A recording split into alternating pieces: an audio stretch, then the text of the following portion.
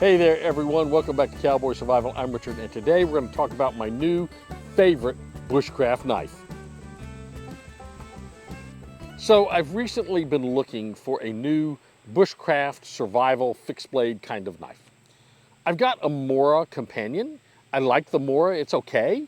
Nothing wrong with the Mora at all. I'm not knocking a Mora. It's got a nice Scandi grind on it, though the grind on it isn't quite as sharp as I would like. I'm going to do a video where I refine the blade on that Mora knife because I just think it needs to be done. But it just doesn't feel right in my hands. I'll just be honest. The Mora knife feels to me like a really fancy steak knife in my hand. I'm sorry, it just does. It doesn't feel like a nice, hefty field knife. So my other favorite that I've turned to a lot is my Holtzman. I like my Holtzman knives. I've got two of these, and this is the Bloodline, they call it. I really like this knife. 1095 high carbon steel, really nice steel knife. It's got a nice thick spine on it. Very hefty in my hand. I like the weight of it. I'm not real thrilled with the grind. It's more of a flat grind. I'm just not real pleased with that grind that's on that knife. It's really hard for me to sharpen. I've told you all before, I'm not a really good knife sharpener. It's not one of my best skills. And to get a good edge on this and to keep it on this blade is a little difficult for me. I need a blade that's easier to sharpen. And a Scandi grind is going to be much easier for me to sharpen because it's one angle. It's very easy to sharpen it and to keep it sharp. Now, I know if it's not a particular kind of steel, you're gonna have to sharpen it often. So this knife, while I really like this knife, and I'm certainly gonna keep it and continue to use it, just not really what I'm wanting. So I got to looking, I thought about getting a Castrum number 10 or maybe a Joker bush lorer, which is essentially the same knife, right? Because they are both Scandi grind knives. And I like the wooden handle. I like that wooden handle better than a micarta handle like the Holtzman has. I like those wooden handled knives. They just feel right to me. They feel traditional. They feel sort of legacy in nature. And so I kind of looked at those. But gosh, those are like 160 bucks. And I didn't know if I wanted to spend that much money. It's not like I spend every day of my life out there in the woods. And it's very unlikely I'm going to definitely need the knife to survive with. I just thought, I just don't want to spend 160 bucks on a knife. So I got to looking around, and what I found was this BPS Bushmate 2.0. It's really kind of cool. It is made in conjunction with DBK Knives, which is a Dutch knife company, and the knife is made in Ukraine. And so what we're going to do is we're going to unbox this knife. I'm going to show you exactly how it's going. I have taken it out and looked at it, but I packed it back in the box exactly how it came so you can see what you're going to get if you get one. This is a really cool knife. It's about 42 bucks off of Amazon, so it's an incredible buy. I can't say enough for what a good buy this is. And the knife itself is absolutely unbelievable. So we're going to take a look at this knife as we unbox it, and let's just see if you think as much of it as I do. So when I open the knife up that I got in the mail, this is the box it came in. No fancy packaging, no plastics. It says made in Ukraine right here. It is the BPS Knives, which is a Ukrainian company. And it says that it's eco-friendly. Now by that, I assume it means that this knife is 100% packaged in recyclable and eco-friendly materials, as you're going to see as we open it. And that's really important, I think, to a lot of people. It's important to me.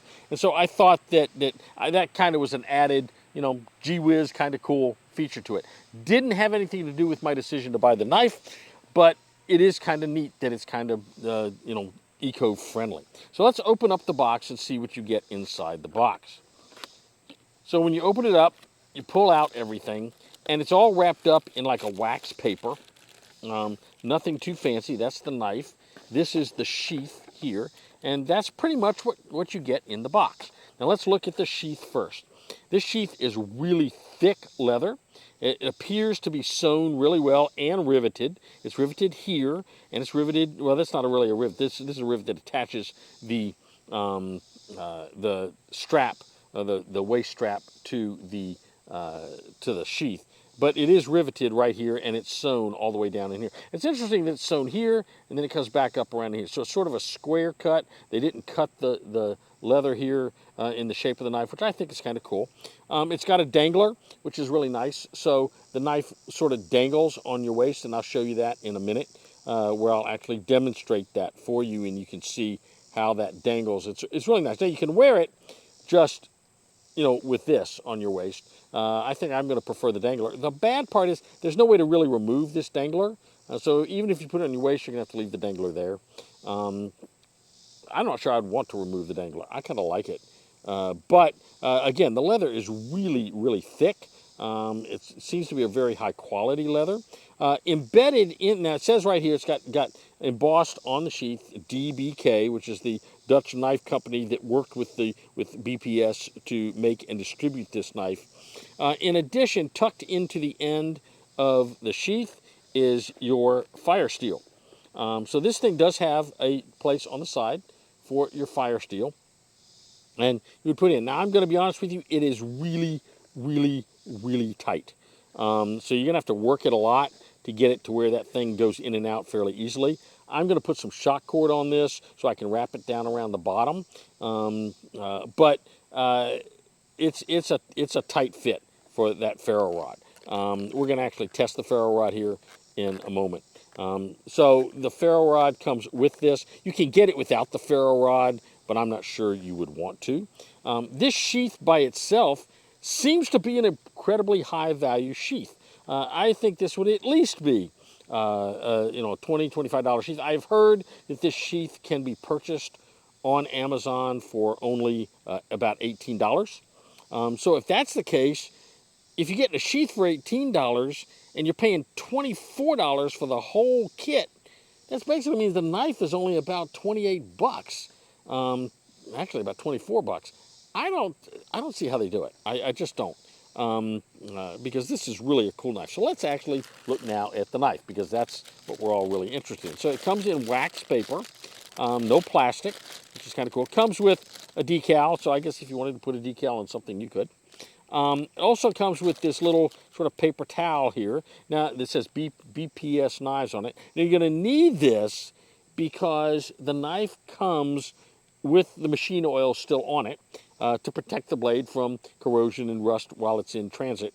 Because I imagine if it's coming over on the seas, it's probably not watertight. I don't know how that works when you ship things overseas. But the reality is it comes with this piece of sort of paper towel here with the BPS logo so that you can wipe the oil off the blade. So that's kind of nice. Now, let's pull the blade out of the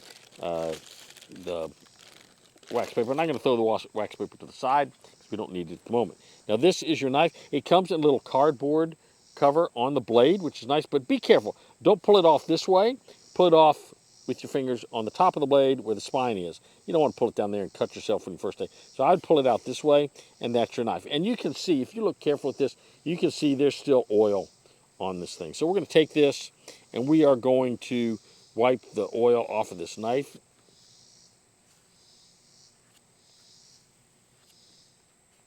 This knife is very sharp right out of the box, and it's got a real nice sharp blade. I wouldn't want to test that by running it down my finger. I think it would cut me. Now, it doesn't have a burr on it that I can feel at all.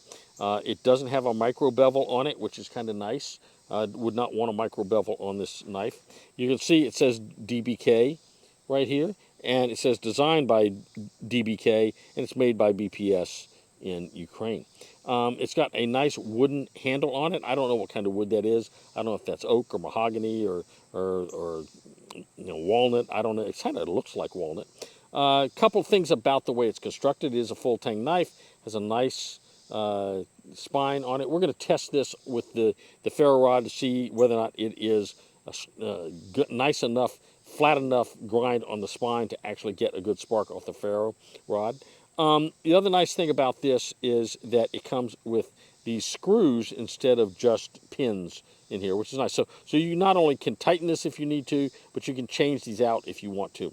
Has a hole in here if you want to put a lanyard on that, so that's really kind of nice also.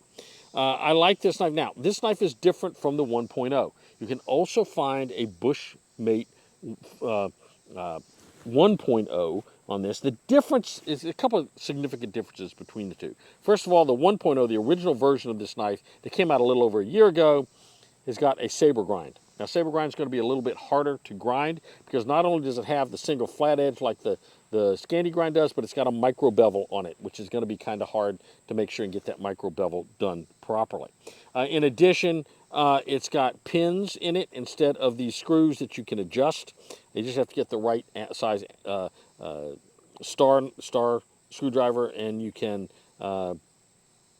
adjust those and tighten them down if you need to, which is really good because when you start, if you start to baton with this knife, these scales here are probably going to move a little bit, and that would indicate that this is probably not tight enough, so you just would have to tighten that.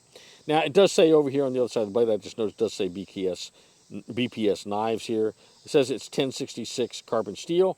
Good carbon steel, I'm happy with that. Is it the best steel out there? No, you know, something like the Castrum or the Joker is going to be made with this Sleipner steel. I guess that's a better steel. It's supposed to hold an edge better and longer. But with a Scandi grind, you can sharpen that Scandi grind yourself pretty simply. So if you just do good knife maintenance and sharpen this thing and then strop it every single time you use it, it will keep that nice sharp edge on it, I think. I don't think you have to worry about whether or not it's going to hold an edge. It will hold an edge. And if you've got any kind of tool out in the field, you're going to be able to sharpen this. You could probably use the sheath itself for doing some really fine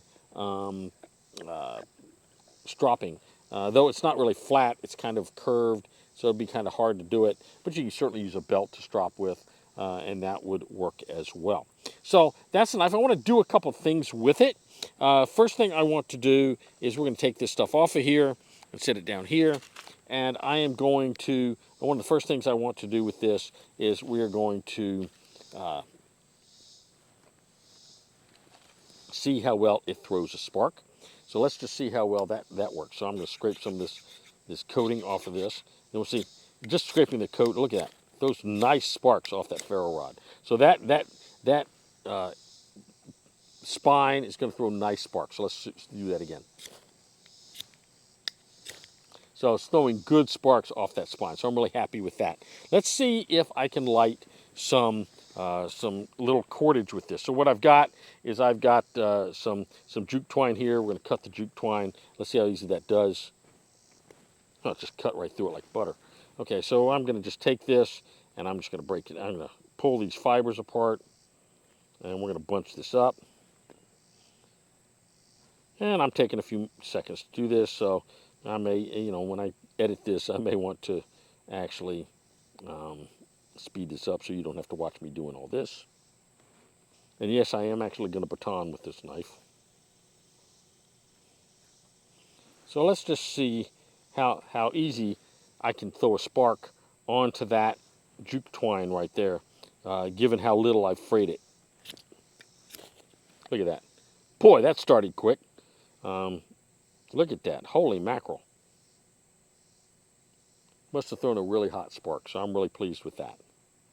So the next thing I'm going to do is we're going to try to baton a small piece of wood with this knife, and we're going to see how that does.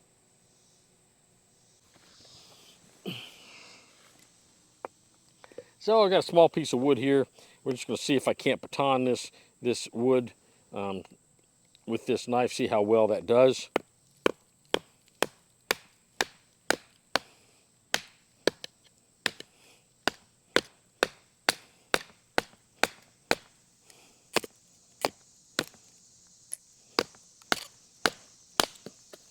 I broke the wood, look at that.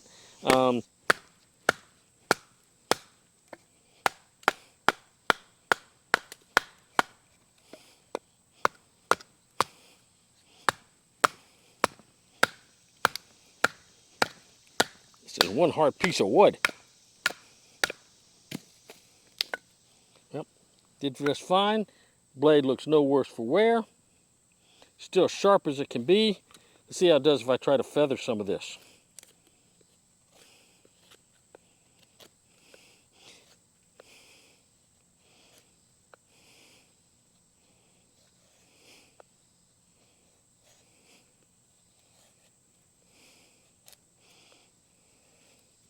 Boy, that's really nice.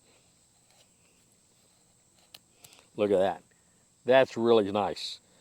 Now, that's the advantage of a Scandi grind, I think, over something like a saber grind, is because it's such a flat grind. We're talking about 12% or so. You can get these slices of wood. It's not cutting down into the wood. You're able to lay the knife almost flat and get these nice curls, these nice flat curls off your wood. And that's because of the nature of the grind on the Scandi grind knife. So I'm really pleased with how that turned out.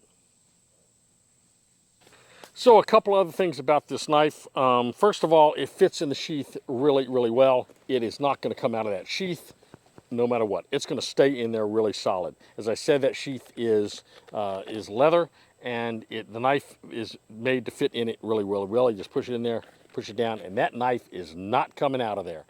So it's great. It's going to retain your knife very, very well. Again, you've got the dangler, and I'll show you a picture of that here right now.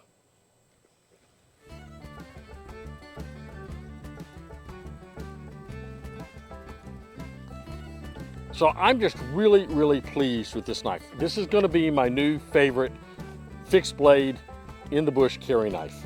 I can live with this knife for a long, long time. Wooden handles like I like, thick spine on it, ground to a nice right angle so it sparks that ferro rod really well. Scandi grind that's going to be easy to maintain, and a nice 1066 steel.